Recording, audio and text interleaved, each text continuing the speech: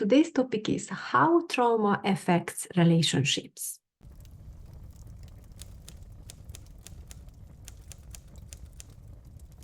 So when we get into a personal relationship, into a love relationship or a marriage, we don't know first that whenever we got triggers is actually showing traumas. We think that might something wrong with the other person, or that person is not behaving the right way. First, when you're falling in love or you got attracted to that person, you have that pink glasses, and then you kind of find cute everything what the other person is doing. And then by time you feel actually triggered by the same things, right?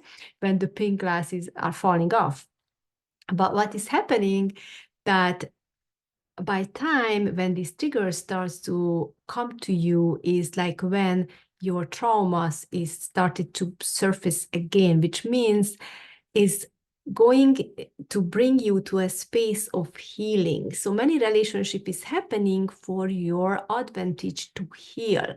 That's why you meet with certain people, because their triggers is actually teaching you to heal from past trauma. And when you find a soulmate or a love relationship, and it might feel extremely amazing, clicks in many places, it's gonna still trigger you, because every relationship is gonna bring you up some old wounds until you completely recover from them. So make sure that you don't make the mistake, like for example, when you start to get triggered by that person saying like, oh this person is not the one, this is the person like is like the others, is treating me the same way, or is like talking to me the same way, or is like causing me the same emotions. And then you might start to question the whole relationship.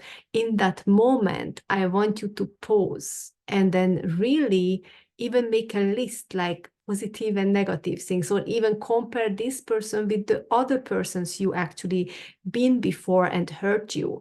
Like you're gonna see that this person is much better. You're gonna see that there is more advantage than disadvantage of this person, so on and so forth.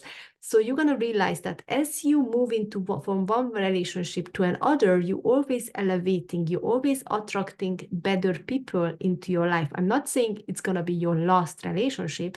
Might you gonna actually end this one and move to the next one, into a next level. There's always a next level, and there is always a better one. I'm not saying everything is for forever.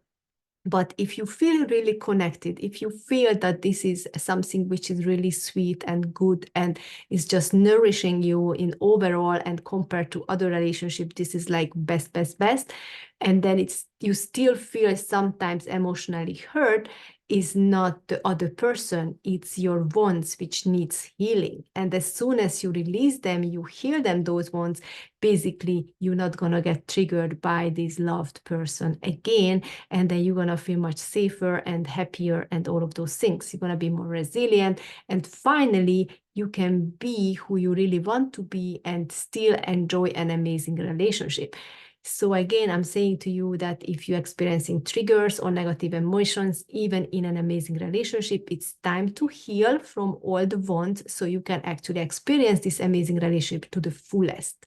So how to do that healing? That's what I do with my clients. Actually, I help them to find the memory, the trauma, the core trauma, which is related to their current issue, their current emotional experience. Like, what is their negative emotions right now? Why is it they're experiencing? And then they go into those memories and then release the negative emotions from the memories, which is going to help them to stop the triggers now. And it's going to create a brand new future for them, a much more peaceful and calmer and happier and more resilient future for them.